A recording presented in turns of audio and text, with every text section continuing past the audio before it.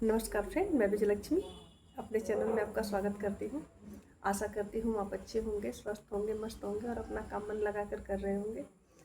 Friends, कभी कभी होता है ना कि जीवन एक अलग ढर्रे पे चलता हो। जो मेहनत करता है वो सफल नहीं हो पाता है, लेकिन लोग कम मेहनत में ज़्यादा सफलता पा लेते हैं। तो लोग सोचते हैं कि हम ज़्यादा मेहनत कर रहे हैं, हम नहीं सफल हो पा रहे हैं, वो कम मेहनत किया वो सफल हो गया। इसके पीछे क्या कारण है? इसके पीछे कारण होता है, सबसे बड़ा कारण क्या होता है? दिमाग का खेल। अगर आप लाख मेहनत कर रहे हैं, आप बुद्धि नहीं लगा पा रहे हैं, आप सोच नहीं पा रहे हैं कि कौन सा काम हमको करना और कौन सा काम हमको करवाना है, सारे काम खुद लेकर बैठ जाएंगे तो शायद सफलता आपसे बहुत दूर चली जाती है। इसके कुछ कुछ लोग होते हैं ना, जो मतलब कम संसाधन में, कम वो होता है ना एफर्ट में बहुत आगे निकल जाते हैं। उससे उनके पीछे सबसे बड़ा उनका जो होता है ना दिमागी जो खेल होता है वो बहुत ज़्यादा वो खेलते हैं। उन्हें पता होता है कि किसके सामने बोलना है और कहाँ चुप रहना है, कहाँ हमें मौन हो जाना है। और ये चीज़ें ज़िंदगी में बहुत आगे ले जाती हैं। एक बार का वाकया है, मैं आपको बता रही हूँ। हम लोग गए हुए थे विंध्याचल धाम में। तो वहाँ पर प्रसाद के लिए घर से हम लोग गैस वगैरह नहीं ले गए थे। ये हुआ कि चलो वहीं कोई जुगाड़ करके प्रसाद अपना बना लेंगे। तो हमारे साथ हमारी सासू माँ भी गई हुई थी। तो भाई वो बुजुर्ग हो चुकी हैं, उन्होंने एक जीवन जिया है, अनुभव हमारे पास उनमें माँ की उम्र की है, तो जस्ट डबल अनुभव भी उनका होगा। तो ये हुआ कि एक लकड़ी का चूल्हा मिला एक लोग के घर में, तो वह किसी को जला के अपना प्रसाद हम लोग बना लेते हैं। सब चीज़ सही हो गया, सेट हो गया। तो जब चूल्हा जलाना हुआ तो मैंने चूल्हा जला दिया। तो उन्हें लगा कि शहर की लड़की है, नहीं जला पाएगी या कुछ, मैंने जला दिया। तो मैंने बहुत प्राउडली कहा, देखो देखो मुझे आता है, मैं चूल्हा जला लेती हूँ, मुझे कम नहीं समझना, मैं हर काम कर सकती हूँ, किसी काम में मैं पीछे नहीं रहती, मुझे हर काम आता है। वो मेरी बात को ध्यान से सुन रही थी और शायद उन्होंने उस बात को दिल पे ले लिया। उसके बाद वो कही, हटो यहाँ से, तुम पूरी कच्चा निकाल रही हो, तुम्हारी पूरी सही नहीं निकल रही है, ऐसे नहीं बनता है, आँच इधर करो, आँच उधर करो। मुझे लगा उनका बिहेवियर अचानक क्यों बदल गया। फिर मैं हट गई, वो अपना बनाने लगी। तो कुछ देर बाद जब मैंने सोचा तो लगा कि मैंने गलती की है। मैं अपनी तारीफ़ करने में मैंने उनके ईगो को हर्ट कर दिया। जो मुझे नहीं करना चाहिए था, वो मेरी सास है, तो मैं उनके सामने ज़्यादा ज्ञानी बनने लगी। जो मुझे नहीं करना चाहिए था, मुझे हमेशा ये मान के चलना चाहिए था कि आपसे मुझे सीखना है, आप जो बताएंगी मैं वो करूँगी, तो शायद वो मुझसे खुश रहती। लेकिन मैं बॉस के सामने बॉस बनने की कोशिश की और उल्टा मेरे पर पड़ गया। तो ये चीज़ें जीवन में बहुत मायने रखती हैं। ये सास बहू के रिश्ते में भी, अगर आप सास के सामने थोड़ा सा झुक के रहेंगी, थोड़ा सा मतलब सह के रहेंगी, तो शायद गुजारा हो जाता है। लेकिन जब आप ज़्यादा कहने सुनने के चक्कर में पड़ती हैं तो रिश्ते ख़राब होने लगते हैं। मेरा मानना जो हमारे उनके बीच में है कि आप चुप रहिए, थोड़ा सा उनकी बातों को मान लीजिए, थोड़ा सा हाँ आप अच्छा कह रही हैं तो वो कोई बात नहीं है, वो भी खुश रहती है, हम भी खुश रहते हैं। और ये चीज़ें प्रोफेशन में तो बहुत मायने रखता है। आपके जो बड़े अधिकारी हैं, आप किसके गुरुजन हैं, आपके अगर आप प्रोफेसर के सामने ज्ञानी बनेंगे तो आप ज्ञानी तो है नहीं। अगर वो अपने पर ले लिए तो फिर ये आपके लिए खतरनाक हो जाता है। तो हमेशा गुरु के सामने शिष्य बन के ही रहें, गुरु के सामने गुरु बनने की कोशिश कभी नहीं करनी चाहिए। अगर गुरु दिल पे ले लेता है तो दिक्कत हो जाती है और ये चीज़ हमें पीछे ले जाती है।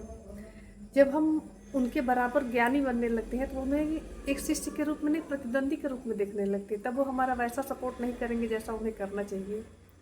फिर एक तरह की प्रतिस्पर्धा हो जाती है और ये हमारे जीवन में खतरनाक होता है। ये बॉस और कर्मचारी के बीच में भी होता है कि अगर आप ज़्यादा मतलब उनके सामने ज्ञान बघारेंगे तो आपको अपना प्रतिद्वंदी मान लेते हैं और फिर वो आपको सपोर्ट करने के बजाय डिमोटिवेट करने लगते हैं। उन्हें लगता है कि ये अब हमारी प्रतिद्वंदिता कर रहा है, कंपटीटर बन रहा है मेरा।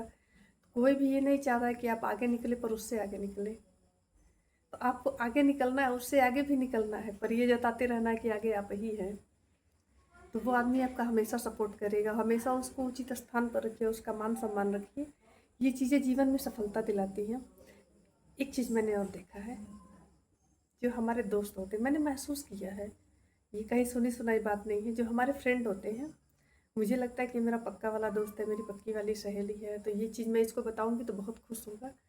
पर मैंने अपनी बातें जब भी दोस्तों को बताई हैं उधर एक अजीब टाइप की चुप्पी छा जाती है। छोटी बात जो बहुत बड़ी मतलब नहीं होती है ना, अगर कोई बहुत अच्छा ड्रेस भी है अगर बता दिया तो उधर की एक अजीब टाइप की खामोशी छा जाएगी, जैसे शायद उन्हें ये चीज़ नहीं सुननी थी। तो आपका दोस्त है लेकिन वो आपका हितैषी होगा ये ज़रूरी नहीं, आज के टाइम में तो बिल्कुल ज़रूरी नहीं है। सभी लोग चाहते हैं आप करें लेकिन उनसे आगे ना बढ़ने पाए, ये चीज़ें दोस्तों में भी होती हैं। दोस्त चाहेगा कि आप करें कुछ करें लेकिन उसकी बराबरी ना करें, उससे थोड़ा पीछे ही रहें। तो दोस्तों से भी थोड़ा सावधान रहिए, अपना मेल जोल आना जाना रखिए, लेकिन सुख दुख बहुत सोच समझ के करें, क्योंकि आपके सुख से कोई सुखी हो या खुश हो ये ज़रूरी नहीं होता है। हर शुभ देख कर सभी लोग शुभ मतलब होते हैं ना, शुभ चिंतक नहीं होते, कुछ लोग दुखी हो जाते हैं। तो वो चीज़ें ना हमारे लाइफ में एक नकारात्मक प्रभाव डालती हैं। तो कभी भी दोस्त पर उतना ही भरोसा करिए जितना ज़रूरी हो, क्योंकि कभी अगर बाजी पलटती है और अगर आपका दोस्त आपके सारे राज जान जाए तो वो बहुत खतरनाक हो, दुश्मन से भी ज़्यादा खतरनाक हो जाता है। तो दोस्त है उन्हें दोस्त तक रखिए। अगर आपको लगता है कि आपके खुशी को सुन के वो खुश होते तभी उनसे शेयर करिए। एक दो बार आजमाने के बाद अगर लगता है कि ये बात सुन के मुझसे अच्छा नहीं लगेगा तो उससे सीमित बातें करिए, और जहाँ तक उससे दोस्ती चल सकती है उतनी ही चलाइए। हर बातों को शेयर करना ज़रूरी नहीं होता है। अब तीसरी बात क्या होती है कि अपनी प्लानिंग कभी किसी को नहीं बतानी चाहिए। मैं जब एक बार बीएड का फॉर्म भरने गई तो उस समय बुद्धि नहीं था, इतना ज्ञान नहीं था, मैंने सबको बता दिया कि मैं बीएड का फॉर्म भर रही हूँ, बीएड करूँगी। बीएड करोगी? तुम्हें क्या लगता है तुम एंट्रेंस पास कर लोगी? लोगों का यही मतलब अगला होता, बीएड तुम एंट्रेंस पास कर लोगी तुम्हें लगता है? तो मैं भी डाउट में आ जाती, बहुत कठिन होता है क्या, मैं एंट्रेंस नहीं पास कर पाऊँगी क्या? लेकिन जब मैं एंट्रेंस देने कॉलेज में पहुँची तो जो लोग मुझसे ये बात कह रहे थे वो पहले ही पहुँचे हुए थे। तो मैंने सोचा इन्हें क्या लगता है ये पास कर लेंगे, ये मुझे रोक रहे थे यहाँ आने के लिए।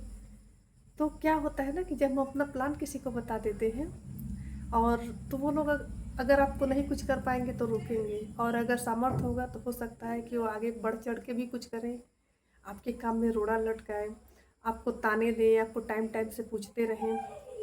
हमारे मोहल्ले में एक अंकल जी थे, जब हम लोग पढ़ाई कर रहे थे तो हर 6 महीने बाद पूछते थे लग गई तुम्हारी नौकरी, पा गई नौकरी? तो नौकरी इतना आसान तो होता नहीं है, क्या कर रही हो पढ़ लिख के?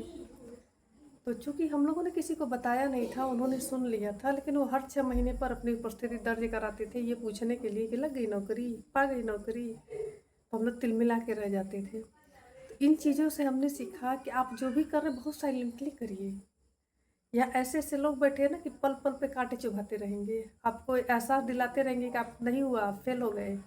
हो सकता है आगे हो ही जाए, अच्छा ही हो जाए, आज हो ही गया, मैं उन्हें नहीं बताना चाहती, पता नहीं वो कहाँ है, लेकिन उस टाइम वो बहुत पिंच कर रहे थे जब मैं स्ट्रगल कर रही थी। कहीं भी रास्ते चौराहे चट्टी मिलते थे ना, कहते थे बेटा नौकरी लग गई तुम्हारी, कहाँ पाई हूँ, एक व्यंग के रूप में। तो वो चीज़ें मुझे आहत करती थी, और मैंने सीखा कि जब तक आपका काम अपनी परिणति तक ना पहुँच जाए तब तक आप किसी को मत बताइए। और आज मैं जो भी करती हूँ मैं सिवाय अपने परिवार को मैं किसी को नहीं बताती हूँ। मैं रिसर्च कर रही हूँ, मेरा जेआरएफ है, ये बातें भी मेरी फैमिली के अलावा किसी को नहीं पता है। मैं कर रही हूँ तो कर रही हूँ, बस चुपचाप अपना चल रहा है, क्योंकि उन चीज़ों से मैंने इतनी सीख ली है कि अब बताने की हिम्मत नहीं होती है। ये लोग फिर मुझे फ़ोन करके तंग करेंगे। तो मुझे अब अपने काम अपने क्षेत्र में आगे बढ़ना है, जो मैं सोच रही हूँ उसमें कंटिन्यू करना है, ना कि इन लोगों से उलझना है। तो ये चीज़ें जीवन में हमेशा याद रखिए कि जब तक काम पूरा ना हो जाए किसी को मत बताइए, फाइनल टाइम में ही मिठाई बांटिए। ये भी सफलता का एक महान रहस्य है, एक सूत्र है जो मैं बता रही, जो मैंने अपने जीवन में झेला है। फिर आगे और बहुत सारे टिप्स हैं जो मैं नेक्स्ट वीडियो में लाऊंगी, ये वीडियो थोड़ी लंबी हो रही है। तो फिर मिलते हैं अगले वीडियो में। अगर वीडियो अच्छी लगेगी तो लाइक और कमेंट ज़रूर करिएगा। फिर मिलते हैं, नमस्कार।